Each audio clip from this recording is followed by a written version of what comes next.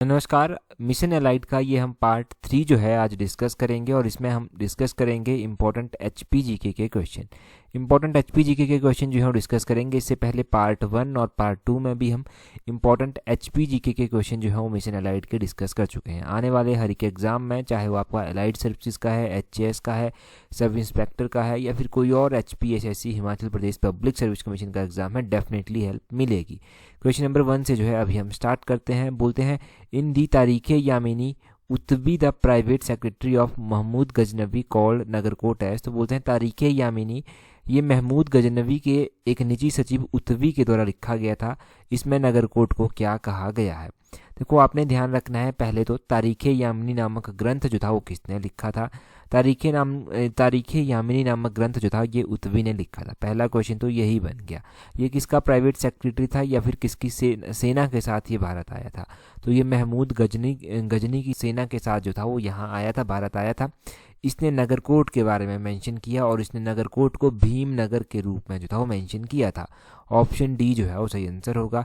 आपको पता है कि महमूद गजनवी, इसके द्वारा जो था वो कांगड़ा को प्लंडर भी किया गया था। महमूद गजनवी ने जो था वो 1009 में जो था वो कांगड़ा को प्लंडर किया था। ये आप ध्यान रखिए। और आपको ये भी पता चला कि उत्बी जो था वो इसकी सेना के साथ आया था। थोड़ी सी यहाँ से भी जानकारी जो है वो प्राप्त कीजिए। बोलते हैं कि तारीख यामिनी नामक ग्रंथ जो था वो इसमें उत्बी, जो कि एक प्राइवेट सेक्रेटरी था महमूद गजनवी का, इसने जो था वो नगरकोट को मेंशन किया भीमनगर के जैसा, यानी कि भीमनगर इसको कहा। एक तरह से आप ये कहिए। फरिश्ता भी था एक, फरिश्ता ने भीमकोट कहकर इसको रेफर किया था। क्या कहा था? फरिश्ता ने भीमकोट कहा था। ये दोनों चीज़ें ध्यान रखनी है कि उत्बी ने क्या कहा और फरिश्ता ये भी एक विद्वान था, इसने भीमकोट कहा। कनिंघम आपको पता होना चाहिए, पहला था जिसने कांगड़ा या फिर त्रिगर्ता की हिस्ट्री के बारे में जो था वो अटेंशन ड्रॉ की थी। इसके बारे में जो था मेंशन किया था। कनिंघम के बारे अकॉर्डिंग अगर हम बात करें तो पहला हिस्टोरिकल जो नोटिस था जलंधर, यानी कि कांगड़ा त्रिगर्त कह लीजिए आप, इसके बारे में जो था वो मिला था, जो टॉलमी का वर्क था। टॉलमी के वर्क में जो था ये मिला था। आपने ध्यान रखना है कि टॉलमी के वर्क में ये सारा मिला था। और ग्रीक जियोग्राफर था ये एक, जिसने कलिंदरीन जो था वो इसको कहा था।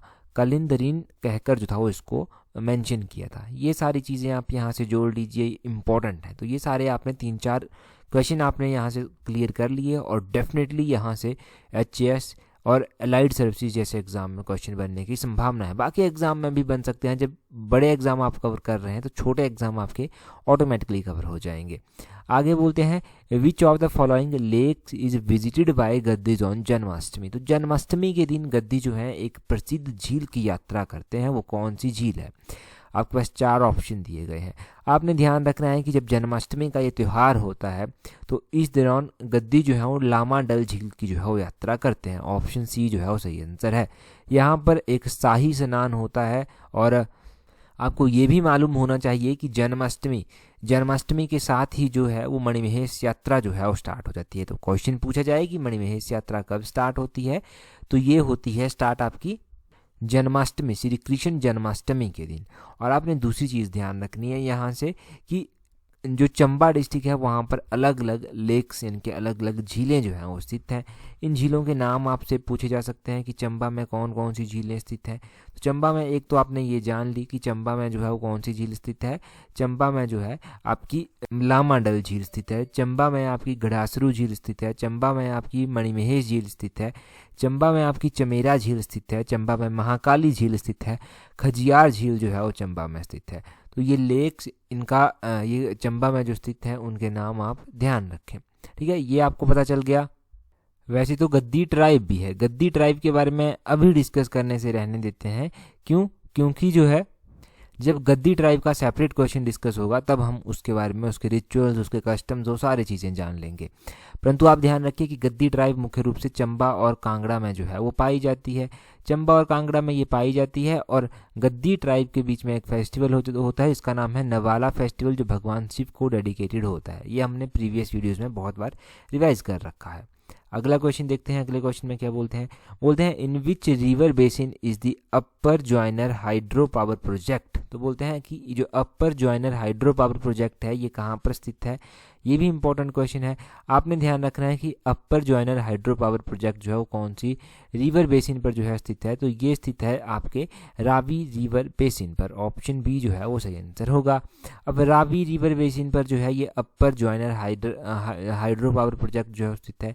रावी नदी आपको पता है, रावी नदी जो है वो इम्पॉर्टेंट नदी है। ये जो अपर जॉइनर प्रोजेक्ट है ना, ये कितने मेगावाट का है, 12 मेगावाट का ये प्रोजेक्ट है। तो ये 12 मेगावाट की परियोजना है, चंबा जिले में स्थित है, रावी नदी के किनारे जो है वो स्थित है, या फिर रावी नदी के ऊपर बनी हुई है। चंबा शहर रावी नदी के किनारे बसा हुआ है, ये आप ध्यान रखिए। चंबा का चौगान रावी नदी के किनारे जो है वो बसा हुआ है। चमेरा झील जो है वो कौन सी नदी के ऊपर बनी हुई है, चमेरा झील जो है वो रावी नदी के ऊपर है, या फिर चमेरा हाइड्रो इलेक्ट्रिक प्रोजेक्ट कह लीजिए, रावी नदी के ऊपर है। चमेरा 1, चमेरा 2, चमेरा 3 परियोजनाएं हैं। ये तीनों परियोजनाएं जो है NHPC के द्वारा एग्जीक्यूट की जाती हैं। एक चमेरा 1 परियोजना 540 मेगावाट की, चमेरा 2 परियोजना 300 मेगावाट की, चमेरा 3 परियोजना 230 मेगावाट की है। इनकी कैपेसिटी भी साथ में नोट कर लीजिए। और रावी नदी के बारे में ध्यान रखना है कि रावी एक इम्पॉर्टेंट नदी है हिमाचल प्रदेश की, तो ये निकलती कहाँ से है, क्योंकि हिमाचल की नदियाँ कहाँ से निकलती है ये भी क्वेश्चन एग्जाम में बन जाता है। तो रावी नदी ध्यान रखना है, जिसका कि वैदिक नाम जो है वो पुरुषानी है। ये बड़ा बंगाल के समीप जो है वो कहीं से निकलती है, बड़ा बंगाल के समीप निकलती है, तो ये ध्यान रखें। तो ये सारे क्वेश्चंस यहाँ से क्लियर हो गए। अपर जॉइनर प्रोजेक्ट के बारे में ही यहाँ पर जानकारी दी गई है कि ये बैरासियूल की एक सब ट्राइब्यूटरी जो है, ठीक है, लोकेटेड ऑन दी जॉइनर नाला, अ सब tributary of Baira and Siul. ये भी ध्यान रखें कि बैरा और सियूल किसकी सहायक नदियां हैं, तो ये रावी की सहायक नदियां हैं। ये भी क्वेश्चन एग्जाम में आपसे पूछा जा सकता है, और आपने सारी चीज़ें इसके बारे में नोट कर लेनी है। अगले क्वेश्चन में बोलते हैं the fort of Saryun, Nauragarh temple of Pir Bhianu and सिद्ध गुरुनाथ आर लोकेटेड ऑन। तो बोलते हैं सरयून फोर्ट हो गया, नौरागढ़ किला हो गया, पीर भियानू मंदिर हो गया और सिद्ध गुरुनाथ हो गया, ये किस स्थान पर स्थित है, कहाँ पर जो है, कौन सी धार पर जो है वो स्थित हैं। तो ये तीनों के तीनों 3-4 फोर्ट और मंदिर जो हैं वो दिए गए हैं। आप ध्यान रखिए, सरयूं फोर्ट हो गया, नौरागढ़ किला हो गया, पीर भियानू हो गया, ये बिलासपुर डिस्ट्रिक्ट में पड़ते हैं। कई बार पूछ लिया जा सकता है आपसे कि पीर भियानू का मंदिर कहाँ पर स्थित है, बिलासपुर डिस्ट्रिक्ट में जो है ये पड़ता है, कौन सी धार पर ये पड़ता है। अब ये तियूण धार पर पड़ता है, ऑप्शन ए जो है वो सही आंसर है। तियूण धार जो है एक इम्पॉर्टेंट धार है। इस तियूण धार के बारे में थोड़ी सी जानकारी ले लेते हैं। तियूण धार में जो है वो फोर्ट सरयून जो है वो स्थित है, और नौरागढ़ फोर्ट स्थित है। हडिम्बा देवी का मंदिर भी यहाँ पर स्थित है। एक तो हडिम्बा देवी वो अलग है, जो आप मनाली की सोच रहे हैं वो तो अलग है, परंतु ये भी हडिम्बा देवी का मंदिर है एक, जो यहाँ पर स्थित है। सिद्ध गुरुनाथ का मंदिर यहाँ पर स्थित है। अभी यहाँ पर बिलासपुर में एक झंझियार धार भी स्थित है। झंझियार धार भी इम्पोर्टेंट है।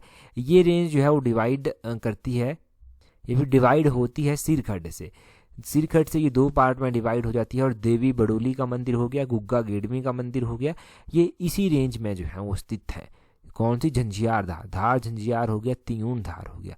यही 2 हम इम्पोर्टेंट धारें जो हैं वो रिवाइज करेंगे यहाँ से। तो यही 2 धारें आप याद रखिए डिस्ट्रिक्ट बिलासपुर की। बहुत ज़्यादा संभावना है कि यहाँ से भी क्वेश्चन जो है वो बन जाएगा एग्जाम में, ठीक है, किसी ना किसी एग्जाम में बन जाएगा, तो आपको हेल्प डेफिनेटली मिल जाएगी। आगे बोलते हैं एग्जाम, आगे क्वेश्चन में क्या बोलते हैं, 5वें नंबर का क्वेश्चन है। बोलते हैं what is the architect style of आदि ब्रह्मा टेम्पल ऑफ कोकान। तो बोलते हैं कोखन का जो आदि ब्रह्मा मंदिर है, इसकी सत्यापत्य, इसकी जो शैली है, किस शैली में जो है ये बना हुआ है।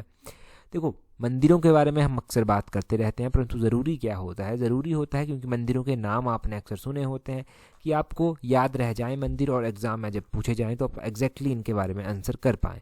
तो उसके लिए रिवीजन ज़रूरी है। रिवीजन ज़रूरी है, तो आप ध्यान रखिए कि ये जो कोखान में आदि ब्रह्मा का मंदिर है, ये मंदिर जो है ये कौन से आर्किटेक्ट स्टाइल में बना हुआ है, पैगोडा आर्किटेक्ट स्टाइल में ये मंदिर बना हुआ है।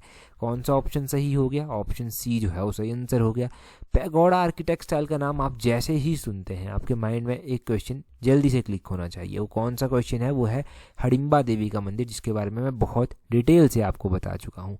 ये हडिम्बा देवी का मंदिर जो है ये भी पैगोडा आर्किटेक्ट स्टाइल में बना हुआ है। कोखान जो कि कुल्लू में स्थित है, ये भी ध्यान रखें कि कोखान कहाँ पर है, ये डिस्ट्रिक्ट कुल्लू में स्थित है। इसका मंदिर ये जो है ये भी पैगोडा आर्किटेक्ट स्टाइल में बना हुआ है। मैंने आपको बताया था कि डिस्ट्रिक्ट कुल्लू में ही एक त्रिपुरा सुंदरी का मंदिर भी स्थित है। वो त्रिपुरा सुंदरी का मंदिर जो है वो नगर डिस्ट्रिक्ट कुल्लू में स्थित है और वो भी पैगोडा आर्किटेक्ट स्टाइल में बना हुआ है। इसके अलावा पराशर में एक मंदिर है, वो भी पैगोडा आर्किटेक्ट स्टाइल में बना हुआ है। पराशर के अलावा त्रियुंग नारायण का एक मंदिर है दयार कुल्लू में, वो भी पैगोडा आर्किटेक्ट स्टाइल में बना हुआ है। तो ये सारे मंदिरों के आर्किटेक्ट स्टाइल आप ध्यान रखें, पैगोडा आर्किटेक्ट स्टाइल खासकर। तो हमने डिस्कस कौन कौन से मंदिर किए, हिडिंबा देवी का मंदिर जो कि मनाली में है, त्रिपुरा सुंदर का मंदिर जो कि डिस्ट्रिक्ट कुल्लू के नगर में है, और हमने डिस्कस किया त्रियुंग मंदिर जो कि दयार डिस्ट्रिक्ट कुल्लू में है। हमने आदि ब्रह्मा का मंदिर डिस्कस किया, पराशर मंदिर हमने डिस्कस किया। ये सारे के सारे मंदिर जो हैं वो पैगोडा आर्किटेक्ट स्टाइल में बने हुए हैं। एलाइड सर्विसेज में जो बहुत बार अभी तक क्वेश्चन पूछा गया है वो पूछा गया है हिडिंबा देवी के मंदिर के बारे में, परंतु जैसे जैसे कंपटीशन बढ़ रहा है, पेपर का लेवल भी बढ़ रहा है और इस तरह के क्वेश्चन अब पूछे जाएंगे एग्जाम में डेफिनेटली। अगला क्वेश्चन देखिए क्या बोलते हैं, यहाँ पर बोलते हैं during the rain of Pratap Singh Varman a war broke out between Chamba and which princely state. बोलते हैं प्रताप सिंह वर्मन के शासनकाल में चंबा और किस रियासत के बीच में जो था वो युद्ध हुआ था। तो जो चंबा के राजा थे प्रताप सिंह वर्मन, उनका और कांगड़ा के राजा का युद्ध हुआ था। ऑप्शन बी सही आंसर है। आपने ये ध्यान रखना है कि चंबा के राजा प्रताप सिंह वर्मन और कांगड़ा के राजा चंद्रपाल का जो था वो युद्ध हुआ था, और चंद्रपाल को जो था वो यहाँ पर हरा दिया गया था और गुलेर के क्षेत्र को जो था वो चंबा रियासत में मिला लिया गया था। ये ध्यान रखें। प्रताप सिंह वर्मन जो था वो अकबर का समकालीन हुआ करता था। किसका? अकबर जो कि मुगल शासक था उसका जो था ये समकालीन था। ये भी क्वेश्चन पूछा जा सकता है कि ये किसका समकालीन था। और आप यहाँ से क्या ध्यान रख सकते हैं कि प्रताप सिंह वर्मन जो था वो गणेश वर्मन की मृत्यु के बाद जो था वो चंबा का शासक जो था वो बना था। और ये सारे क्वेश्चन हमने ब्लोक्रा सीरीज़ में जब चंबा पार्ट डिस्कस किया है तो ये सारे क्वेश्चन जो है वो डिटेल से हर क्वेश्चन डिस्कस वहाँ पर हो चुका है। परंतु यहाँ से जैसे ही नए नए क्वेश्चन बनते हैं आपको जल्दी से ब्लोक्रा सीरीज़ के क्वेश्चन रिवाइज करने चाहिए, और आपको जल्दी ही जो है ये क्वेश्चन भी रिवाइज करने चाहिए जो हम यहाँ पर पढ़ रहे हैं। तो काफ़ी रिवीजन यहाँ से हो जाता है। तो इतना आप ज़रूर ध्यान रख लें कि क्या क्या था, किस तरह से युद्ध हुआ था, किस क्षेत्र को अपने अधीन लिया गया था, किसके साथ युद्ध हुआ था, किसका युद्ध हुआ था, वही सब यहाँ पर भी लिखा गया है। चंबा और कांगड़ा के बीच में युद्ध हुआ था और कंटेम्प्रेरी था प्रताप सिंह वर्मन अकबर का। अगला क्वेश्चन देखिए, बोलते हैं अगले क्वेश्चन में बोलते हैं a folk song describe the escape of which raja from Bushahr to Sirmaur in 1883 owing to dislike of the proposed matrimonial alliance with. एक लोकगीत में जो है वो मंडी के साथ प्रस्ताविक वैवाहिक गठबंधन को नापसंद करने के कारण किस राजा ने जो था वो 1883 में बुसहर से सिरमौर भागकर जो जान बचाई थी, और इसका वर्णन जो है वो किया गया है।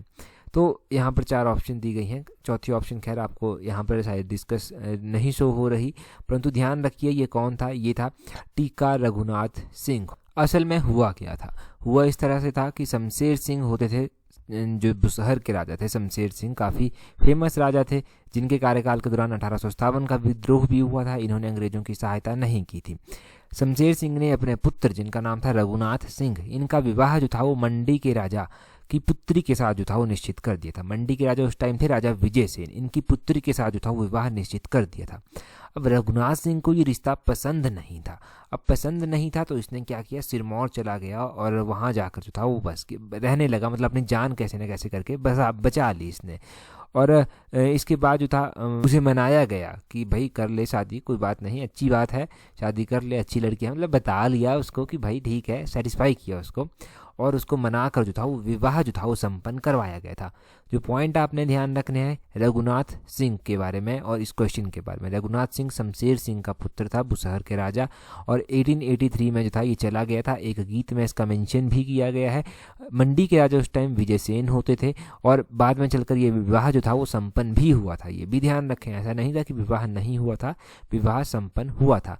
1857 के विद्रोह के बारे में पता चला कि शमशेर सिंह उस टाइम राजा हुआ करता था। आपको पता होना चाहिए कि शमशेर सिंह जो था ना, इसका कार्यकाल इतना हेल्दी नहीं माना गया, मतलब ये इतने अच्छे से चला नहीं पाया।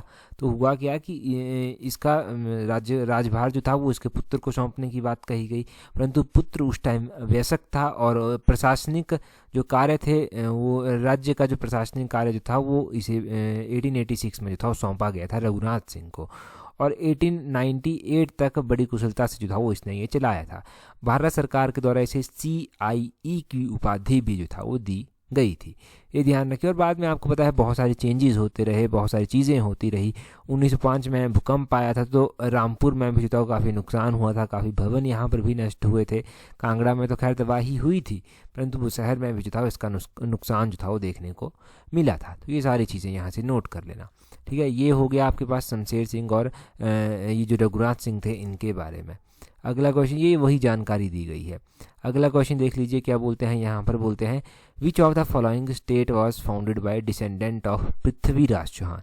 पृथ्वीराज चौहान का नाम आपने सुना है ना। पृथ्वीराज चौहान के वंशजों के द्वारा किस वंश की स्थापना की गई थी। यहाँ पर जो दिए गए हैं ऑप्शन में हिमाचल। पृथ्वीराज चौहान के वंशजों के द्वारा जो है धामी रियासत की स्थापना की गई थी, या फिर आप ये भी कह सकते हैं कि धामी के शासक मानते हैं कि वो पृथ्वीराज चौहान के वंशज थे।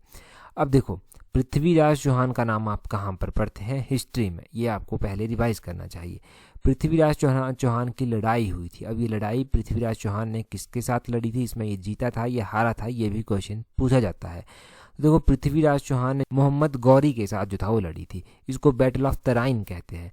पहली बैटल हुई थी और दूसरी बैटल हुई थी, इसको फर्स्ट बैटल ऑफ तराइन और सेकंड बैटल ऑफ तराइन कहते हैं।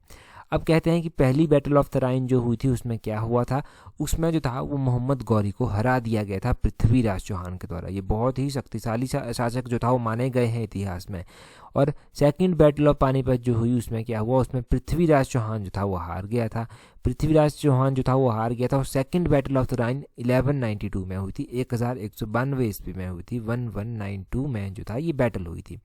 इसमें जो था ये हार गया था अनफॉर्चुनेटली। तो ये आप ध्यान रखिए। तो ये आपको पता चल गया, ये आपने रिवाइज कर लिया।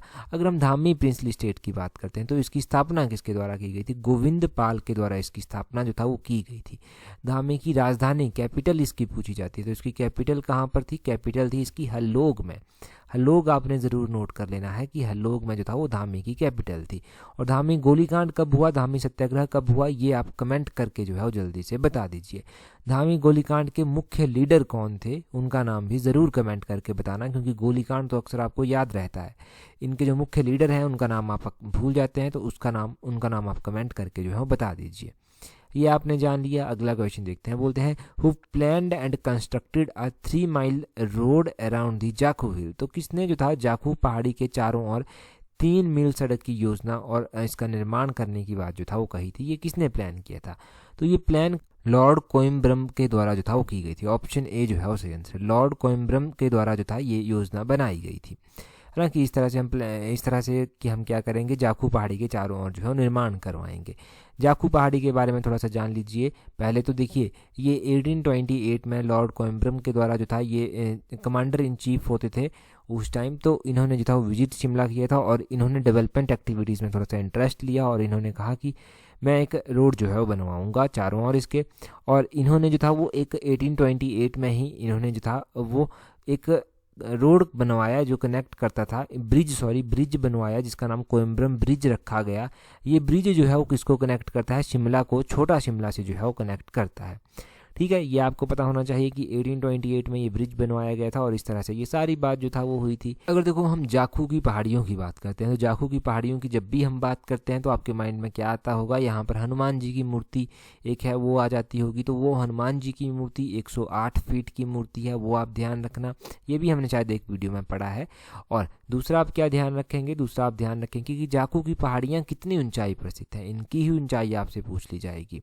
तो जाखू की पहाड़ियाँ जो हैं वो कितनी ऊंचाई पर स्थित हैं, 2455 मीटर, अप्रॉक्सीमेटली 8,554 फीट की ऊंचाई पर जो है ये स्थित हैं। फीट और मीटर दोनों ध्यान रखिएगा।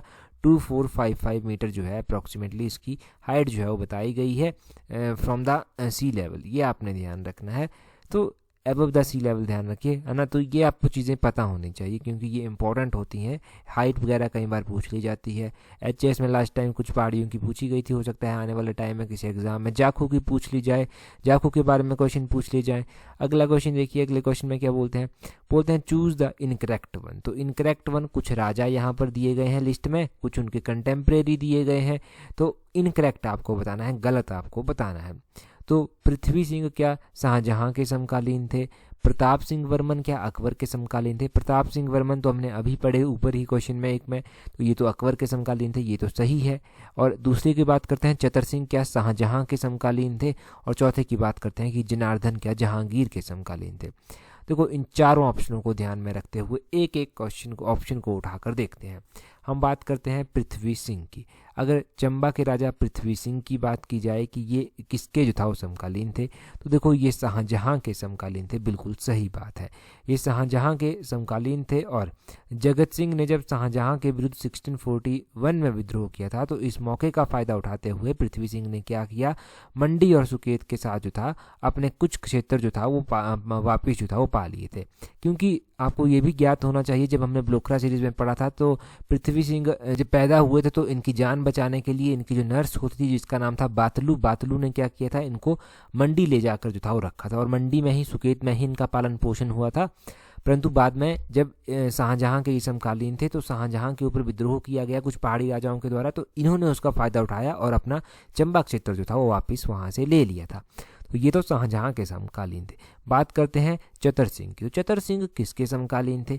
आपको याद होगा कि चतर सिंह जो था इनको आदेश दिया गया औरंगजेब के द्वारा चंबा में कि जितने भी हिंदू मंदिर हैं उनको नष्ट कर दिया जाए। इन्होंने आदेश मानने से इनकार कर दिया था, तो ये शाहजहां के समकालीन नहीं थे, ये औरंगजेब के जो था वो समकालीन थे। तो इनकरेक्ट कौन सा हुआ? यही इनकरेक्ट है। आपने ध्यान रख रहे हैं कि इनको आदेश दिया गया कि भाई जितने भी चंबा में मंदिर हैं हिंदू मंदिर उनको नष्ट कर दे। इन्होंने आदेश मानने से इनकार कर दिया था साफ साफ।